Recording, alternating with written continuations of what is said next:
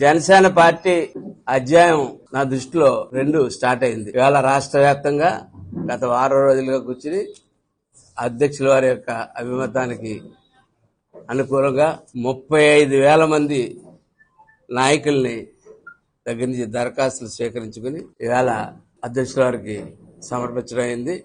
అందులోంచి ఎవరు దేనికి సూటబుల్లో, ఏ రకమైన పనికి దేనికి సూట్ అవుతారో అన్నటువంటిది నిర్ణయం ఆయన తీసుకుని త్వరలో ప్రకటించనున్నారు. 35,000 మంది నాయకులతోటి జనసేన పార్టీ 2వ అధ్యయనం స్టార్ట్ అవుతా ఉంది. అది ఎలా ఉంటే రాష్ట్రంలో గత 2-3 రోజులుగా జరుగుతున్న పరిణామాలు చూస్తా ఉన్నారు. 4 రోజులుగా రావణుడట, ఎక్కడ ఎలాంటి పేరు పెట్టుకున్నాను ఎవరిని చూడలేదు. హిందూ దాంట్లో అయితే రావణుడు అంటే రాక్షసుడు, అదే ఇతర మతాల్లో అయితే సైతాన్. రావణుడు, సైతాన్ అనే పేర్లు పెట్టుకునే మనుషుల్ని నేను ఎక్కడా చూడలేదు. వాడు సైతాన్ పేరు పెట్టుకుని, రావణుడు అనే పేరు పెట్టుకుని దేవుళ్ళని, హిందూ దేవుళ్ళని కించపరుస్తూ దేశంలో ఉగ్రవాదం రెచ్చగొట్టేటువంటి చర్యలకు పాల్గొంటూ ఉంటే హే రామ్ అంట, హే రావణ అనవలసినాడు హే రామ్ అంట ఒక ట్వీట్ చేశాడు. 6093 మాజీ ఖైదీ, ఇంకా మాజీ కాదు, కేసులు రన్ అవుతా ఉన్నాయి, బెయిల్ మీద బయటకు వచ్చిన ఖైదీ. అటువంటి ఏ వ్యక్తిని సపోర్ట్ చేశాడు? హిందూ పురాణాలని, శ్రీరాముడిని, సీతాదేవిని అవమానించినటువంటి వ్యక్తిని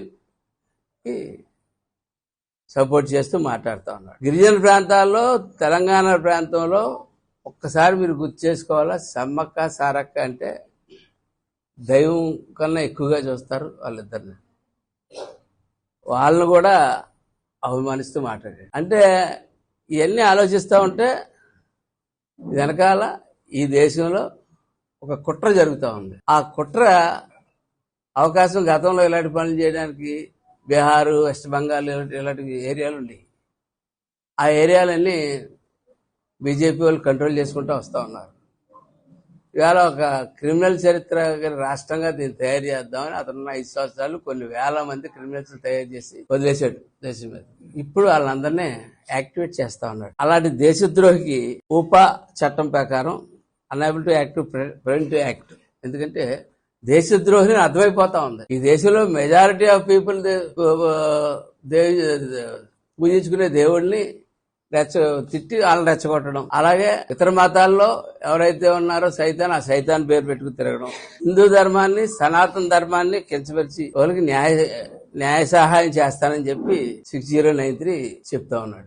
అంటే 6093 ఈవేళ రాష్ట్రంలో ఏం చేయబోతా ఉన్నాడు అన్న దాని మీద నిరంతరమైన నిఘా అయితే జరుగుతాం. 4 స్టేషన్లు తిప్పారు, 5 స్టేషన్లు తిప్పారు, అక్కడ వేలు ఇచ్చారు, ఇక్కడ ఇచ్చారు, అక్కడికి కేసు కట్టారు, ఏదో మాట్లాడుతూ ఉన్నారు. అదంతా ట్రాష్. ఇటువంటి పనులు చేసిన వాళ్ళని ఈ రకంగానే శిక్షిస్తారు.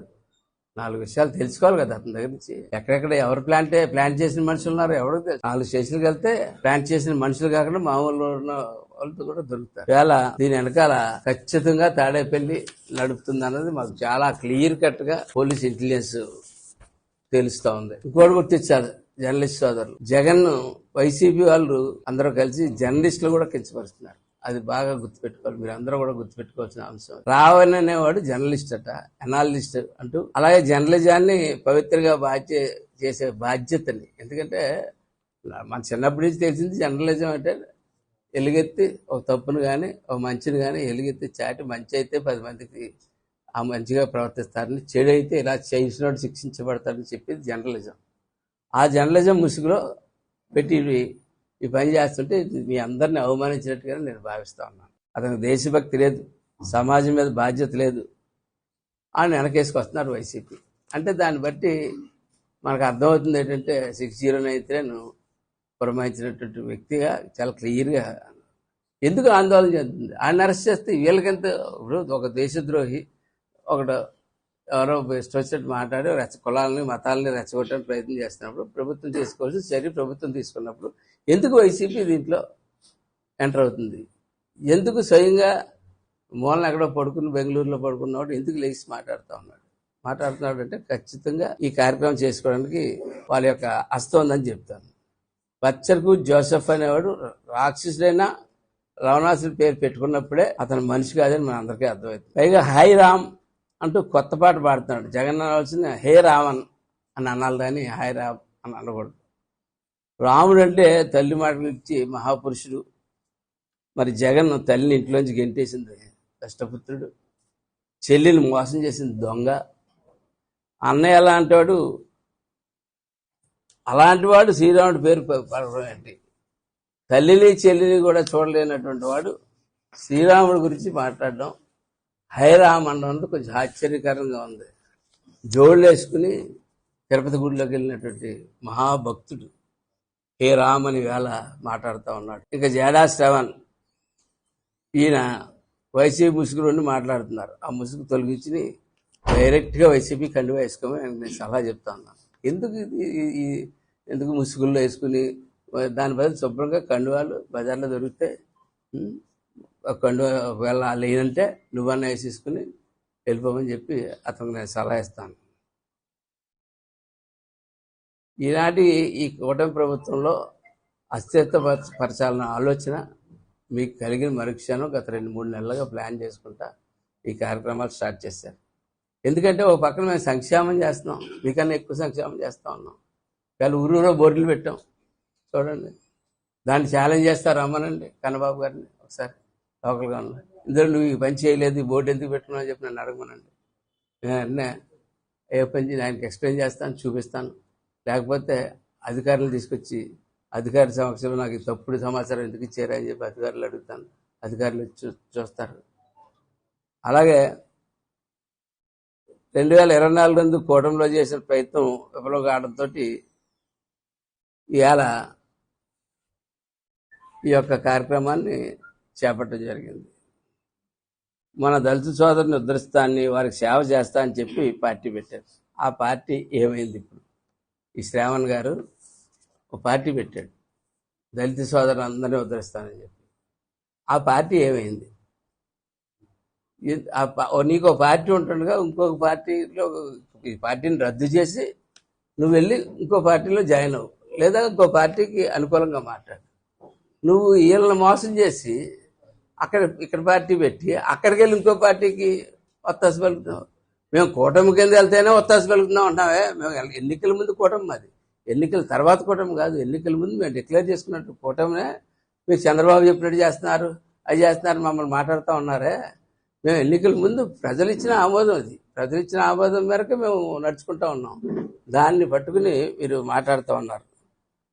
ఆవేళ సుధాకర్ని, వి సుబ్రహ్మణ్యాన్ని, వరప్రసాద్ని, రాజానగర్లో వరప్రసాద్ని, వి సుబ్రహ్మణ్యం కాకినాడని, నర్సీపట్నంలో డాక్టర్ సుధాకర్ చేసినప్పుడు నీ గొంతు ఏమైంది? నీ గొంతు మోగపోయిందా? దళిత పార్టీ పెట్టిన నీ గొంతు ఆవేళ మోగపోయిందా? నువ్వెవరి గురించి కనీసం ఒక మాట కూడా నువ్వు మాట్లాడలేదు. ఈవేళ వచ్చి నువ్వు మాట్లాడుతూనే ఉన్నావు. కంటిన్యూస్గా కండువా కప్పుకొని. ఇకపోతే జగన్మోహన్ రెడ్డి గారు పరిపాలన, భారతదేశం గర్వపడేటువంటి సిబిఐ, ఈడీ వ్యవస్థలు ఎటువంటి నేరస్తుడినైనా బోఫోర్స్ కుంభకోణం దగ్గర నుంచి స్టార్ట్ చేసుకుంటే, అంతులే కుంభకోణం నుంచి చేసుకుంటే భారతదేశం గర్వించదగ్గ అత్యున్నతమైనటువంటి సిబిఐ, ఈడీ ఇటువంటి వ్యవస్థల్ని నేరస్తులు గజగజ వణికిపోయేవారు. అటువంటిది జగన్ వచ్చిన తర్వాత సిబిఐ, ఈడీ అంటే వ్యవస్థలు అపహాస్యం చేశాడు. అంటే రాష్ట్రంలో అడిగే పెట్టనివ్వలేదండి. అవినాష్ రెడ్డిని గురించి ఎంక్వైరీ చేయడానికి కడప వస్తే వాళ్ళని వెనక బెదరగొట్టి పంపించేసి వ్యవస్థని ఈ రాష్ట్రంలో తయారు చేశారు. చిల్లర నేరగాళ్ళు కూడా మాట్లాడితే వాళ్ళ నోట్లో సిబిఐ, ఈడీ, సిఐడి స్థాయి కూడా కాని వ్యక్తులు సిబిఐ, ఈడీ గురించి మాట్లాడేస్తూ ఉన్నారు. అటువంటి పరిస్థితి ఇవాళ ఎంత దారుణంగా తీసుకొచ్చారు. ఇదంతా మేము ఒకటే అదే సినిమా, మహేష్ బాబు సినిమాలో చెప్తాడు, క్రైమ్ని లీగలైజ్ చేస్తానన్నాడు. అది సినిమాలో చెప్పాడు డైరెక్టర్ గారు, నాకు గుర్తులేదు, పూరి జగన్నాథ్ గారు. ఆయన క్రైమ్ని లీగలైజ్ చేస్తానని చెప్పి మహేష్ బాబుతో పలికిచ్చాడు. ఆయన పలికిచ్చాడు, ఈయన చేసేసాడు. ఈ రాష్ట్రంలో క్రైమ్ని లీగలైజ్ చేసేసాడు. క్రిమినల్స్ ఇందులో ఉన్నారు. ఆ పార్టీలో క్రిమినల్స్ ఎక్కడ చూస్తే క్రిమినల్స్ తయారు చేసేసారు. కాకినాడలో అటు ఊర్లో దొంగలు వస్తారు జాగ్రత్త అని చెప్పి సైరన్లు కొట్టుకుంటా పోలీసులు కేకలేసి రాత్రులు తిరిగి వచ్చింది, ఆయుధాలతో తిరుగుతున్నారు. ఇంత దారుణమైన పరిస్థితి. ఇవాళ ప్రభుత్వం మాదే, ఈ ప్రభుత్వంలో తిరుగుతుంటే మళ్ళీ వాళ్ళని అంటున్నారంటే అండొచ్చు. అంటే నువ్వు తయారు చేసిన క్రిమినల్స్ అందరూ ఈవేళ ఏరి పారేస్తాం, అందులో డౌట్ లేదు. ఒక్కొక్కరిని ఏరి పారేస్తాం. ఏరువేత వేళ నుంచి మొదలైంది. ఈవేళ రేపు మా 35,000 మంది మా నాయకులు రాబోతా ఉన్నారు. ఏరి పారేస్తాం ప్రతి ఒక్కరిని కూడా. ఇటువంటి చేసేవాళ్ళు ఎవరిని ఎక్కడ ఒక్క అడుగు కూడా వెనక్కి తక్కిది లేదని చెప్పి చెప్తా ఉన్నాడు. పిచ్చివాగుడు కంట్రోల్ చేసుకోమని జగన్మోహన్ రెడ్డికి మరొకసారి హెచ్చరిస్తా ఉన్నాం. మొన్న కూడా పేరు నాని అమరావతి వెళ్ళాడు. అమరావతి వెళ్ళి ఎవడన్నా అభివృద్ధి చూడడానికి వెళ్తాడు, అక్కడ అల్లరి చేయడానికి వెళ్ళాడు. అల్లరి చేయడానికి వెళ్తే ఏం జరిగింది? ఆడవాళ్ళు తిరగేసి కొట్టారు. రోడ్ల మీద పరిగెట్టించి కొట్టారు. కొట్టిస్తే ఆడు మాటలు విన్నారా? ఏదో బద్దలు కొడతాను అలాంటి బూతు మాటలు మాట్లాడతా వాడు. ఇంకా బూతు మాటలు, ఇంకా ఎక్కువ బూతు మాటలు మాట్లాడతారు. రోడ్లో క్లిప్పింగ్స్ మీరు అందరూ చూస్తారు. వీళ్ళు మాకు సంస్కారం గురించి చెప్తున్నారు. ఎరా పోరా అని చెప్పి ఒక రోజు నేను దానికి ఎరా పోరాకి నన్ను చంపేస్తారంట. రోజు ఫోన్లే. ఈ పాటికి 10 సార్లు చంపేశారు నన్ను. నా ఆత్మ తిరుగుతుంది ఇలా బయట. చంపేస్తారు అని చెప్తాను. పవన్ కళ్యాణ్ గారు ఒక మంచి ఆలోచనతో పార్టీ పెట్టాడు. ఏ రోజుకి ఆ రోజు నేను రేపే పదవి ఎక్కేస్తాను, ఎల్లుండే పదవి ఎక్కేస్తాను అతను ఏ రోజు చెప్పలేదు. నిన్ను రేపే పదవి ఎక్కిచ్చేస్తాను, ఎల్లుండే పదవి ఎక్కిచ్చేస్తానని చెప్పి మాకు చెప్పలేదు. ఆయన ఒక సిద్ధాంతం, ఒక వ్యవహారం, 15 ఏళ్ళు ప్రస్తావనతోటి ఆయన అనుకున్న రీతిలో ఆయన ముఖ్యమంత్రి అయిన రోజు ఆయన ముఖ్యమంత్రి అవుతాడు. అంతే తప్ప దొడ్డిదారిలో ముఖ్యమంత్రి అవడానికి గట్ట ఆయన ఎటువంటి ప్రయత్నాలు చేయడు. దాన్ని ఆయన ఒక లైన్, ఆయన సిద్ధాంతాలు ఫాలో అవ్వకుండా ఎదరికెళ్ళినప్పుడు ప్రజలు దాన్ని ఆమోదించిన రోజు ఆయన ముఖ్యమంత్రి అవుతాడు. అంతేగాని పవన్ కళ్యాణ్ ముఖ్యమంత్రి గురించి మీకెందుకు కంగారు నాకు అర్థం అవ్వట్లేదు. మీరు ఊరిగా మాలో గొడవలు పెట్టడానికి తప్ప, కూటమిలో గొడవలు పెట్టడానికి తప్ప ఊరికే మీరెందుకు ఇదైపోతున్నారో తెలియట్లేదు. అలాగే ఆంబోతు రాంబాబు పేరు ఇక్కడి నుంచి మార్చేసాం. ఏంటంటే అతను ఏంటది కాంబాబు. మా ఊళ్ళో కాంబాబు అన్నాడు. ఆయన కాదు, ఈయన కామబాబు. ఈయన కాంబాబు గారు మీరేమనుకోకండి, మన త్వరలో కాబట్టి కాంబాబు గారు ఆయన అంటున్నాం అనుకుంటాడు కదా. ఆంబోతు కామబాబు అని చెప్పి ఈ కాంబాబు గురించి మాట్లాడుకోవాలంటే చాలా చరిత్ర ఉంది. కాబట్టి మోసుకొని కూర్చోండి. మీరు ఒక గొంతు గిప్పితే ఇక్కడి నుంచి 1000 గొంతులు ఇప్పడానికి రెడీగా సిద్ధంగా ఉన్నాం. మీరు ఒక అడుగు వేస్తే 10 అడుగులు వేసి కుమ్మేయడానికి సిద్ధంగా ఉన్నాం. కాబట్టి ప్రతి ఒక్కరికి పవన్ కళ్యాణ్ గారి తరఫున నేను హెచ్చరిస్తా ఉన్నాను. ఇక్కడ ల్యాండ్ ఆర్డర్ విషయంలో కానీ, ప్రభుత్వ కార్యక్రమాల్లో కానీ, ప్రజల విషయాల్లో కానీ ఎటువంటి అలజడులు సృష్టించడానికి ప్రయత్నించిన మత విశ్వాసాల పట్ల కానీ, ఏ మతమైనా కానివ్వండి, ఆ మతాన్ని కేంచిపరిచేటట్టు మాట్లాడాలి కానీ, గొడవలు కానీ పెట్టడానికి చేస్తే చాలా తీవ్రమైన పరిణామాలు ఉంటాయి. చంద్రశేఖర్ రెడ్డి గురించి చెప్తా ఉన్నాను. చంద్రశేఖర్ రెడ్డి, నీకు ఇదే ఆఖరి వార్నింగ్. నువ్వు గతంలో మతం ఎక్కి చాలా మాట్లాడావు. అట్లా 1-2 సమాధానం చెప్పి వదిలేసాను అప్పట్లో. ఇప్పుడు కూడా నీ సొంత వ్యవహారాల్లో చాలా వ్యవహారాల్లో నేను కలగజేసుకోవచ్చు, కానీ నేను కలగజేసుకోలేదు. నువ్వు ఆ వేళ వాడిన పాత క్లిప్పింగ్లు పెట్టించి ఏదో చేస్తా ఉన్నావు. నువ్వు ఈ వేళ మాట్లాడి దమ్ము లేదని నాకు తెలుసు, కానీ మాట్లాడితే మాట్లాడు. పార్టీ పరంగా మాట్లాడేది తప్ప నేను 2 సంవత్సరాలు ఎప్పుడు నిన్ను వేరే రకంగా నేను మాట్లాడలేదు. ఆ మాట్లాడి పరిస్థితి నువ్వు తెచ్చుకోవద్దు. ఇదే నీకు ఆఖరి హెచ్చరిక. నా గురించి ఏదో మాట్లాడావు. మన ఇద్దరికి కామన్గా ఉన్న 100-200 మంది స్నేహితులు ఉన్నారు. ఆ స్నేహితుల దగ్గరికి వెళ్ళి ఎవరన్నా కనుక్కోవచ్చు. అతను నా గురించి మాట్లాడిన మాటలు వాస్తవం కాదా అన్నది వాడికి తెలుసు. అంటే అధికార దర్పంతో అలా నేను ఏమంటే అది చెల్లుతుంది కదా అని, కోవిడ్ సమయంలో ఎవరో మనుషులు కూడా బయటికి రావట్లేదు కదా, ఇష్టానుసారం మాట్లాడారు. అవి రిపీట్ చేస్తా నేను చూస్తూ ఉన్నాను. 2 రోజుల నుంచి రిపీట్ చేస్తూ ఉన్నాను వాటిని. ఇంకొకసారి అవి రిపీట్ చేసి కనపడ్డాయా నా గొంతు ఎప్పాల్సి వస్తుంది. కాబట్టి నీ మర్యాద నువ్వు కాపాడుకుని నీ వానాన్ని ఉండు. నువ్వు పిల్లలతో ఉన్నావు, నేను పిల్లలతో ఉన్నాను. ఇలాంటి విషయాలు బయట మాట్లాడుకోవడం కూడా అసహ్యంగా ఉంటుంది నీకు, గుర్తుపెట్టు. నెక్స్ట్ ఇంకో విషయం చెప్తా ఉన్నాను. చాలా పవన్ కళ్యాణ్ గారు కుటుంబం గురించి మాట్లాడుతూ ఉన్నారు. మొన్న మధ్య కాకినాడలో చేసినట్టు అల్లు రామలింగ గారి అమ్మాయి, చిరంజీవి గారి భార్య, పవన్ కళ్యాణ్ గారికి తల్లాడు, ఆవిడ గురించి మాట్లాడుతూ ఉన్నారు, పెడతా ఉన్నారు పోస్ట్. పవన్ కళ్యాణ్ గారి పిల్లల గురించి పెడతా ఉన్నారు. చట్టాన్ని గౌరవించమని అతను చెప్పాడు కాబట్టి మీరు ఇంకా రోడ్ల మీద తిరుగుతున్నారు. ఆ మొక్క ఆయన నోట్లోంచి లేకుండా అతను ఆపుతున్నాడు కాబట్టి మీరు రోడ్ల మీద తిరుగుతున్నారు. అది బలంగా గుర్తుపెట్టుకోండి ప్రతి ఒక్కరు. ఇంకొకసారి ఎవరైనా సరే పోస్టింగ్లు పెడితే అవసరమైతే చట్టపరంగా శిక్షలకి సిద్ధమవుతాం తప్ప ఇంకొకసారి అటువంటి ఏమైనా చేస్తే మటుకు మేము ఫిజికల్గా మేము హ్యాండిల్ చేయవలసి వస్తుంది. అదొకసారి చెప్తా ఉన్నాను. ఇది హెచ్చరిక అంటారో దీని మీద కూడా సెక్షన్ ఉంటే కేసు కట్టుకోండి, నన్ను లోపల తీసుకెళ్ళండి, నాకు అభ్యంతరం లేదు.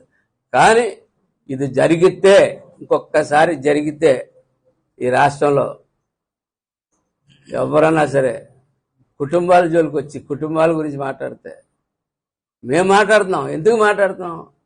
వాళ్ళిద్దరూ మాట్లాడుతున్నారు కాబట్టి మేము మాట్లాడుతున్నాం. విజయమ్మ గారు మాట్లాడుతున్నారు కాబట్టి మేము మాట్లాడుతున్నాం. శర్మిలమ్మ గారు మాట్లాడుతున్నారు కాబట్టి మేము మాట్లాడుతున్నాం తప్ప వాళ్ళు మాట్లాడకుండా మేము మాట్లాడట్లేదు. మా ఇళ్లలో వచ్చి మా గురించి ఏమన్నా మాట్లాడినప్పుడు మీరు మాట్లాడండి, అంతే తప్ప అవి కూడా చేయించగలరు మీరు.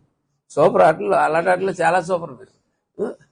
కానీ ఇప్పుడైతే మటుకు చెప్తా ఉన్నాను, అదైతే మటుకు చాలా తీవ్రమైన హెచ్చరిక చేస్తా ఉన్నాం. పవన్ కళ్యాణ్ గారు కుటుంబం జోలికి ఫేస్ చేయండి. పవన్ కళ్యాణ్ గారిని మమ్మల్ని ఫేస్ చేయండి, రండి.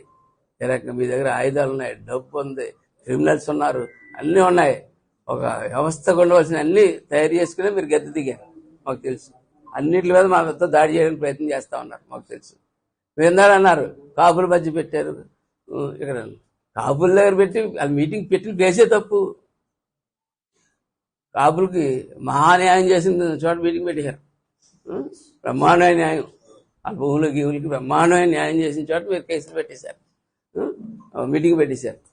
మీటింగ్ పెట్టేసి మళ్ళా అంటారు ఇండిపెండెంట్ పోటీ చేస్తానంటారు. అంటే జగన్ పార్టీ మీద పోటీ చేయడం భయం వేస్తుందేమో. జగన్ అంటే ఓడిపోతామని భయమో, జగన్ పార్టీ మీద పోటీ చేస్తే డిపాజిట్ కూడా రాదేమో అని భయమేమో. ఎందుకంటే ఈ కాపులు అన్న తర్వాత కాపులు బంధువులు గిందులు 10 మంది ఓట్లేసి డిపాజిట్ అన్న వస్తుంది. జగన్ మీద పెడితే డిపాజిట్ రాదని జగన్ మీద పోటీ చేద్దని అట్లేదు. అది నేను గమనించాను, నేను వెంటనే గమనించాను. అది మీరు ఇంకొకసారి స్టేట్మెంట్ సరి చేసుకోమని వారికి తెలియజేస్తాను.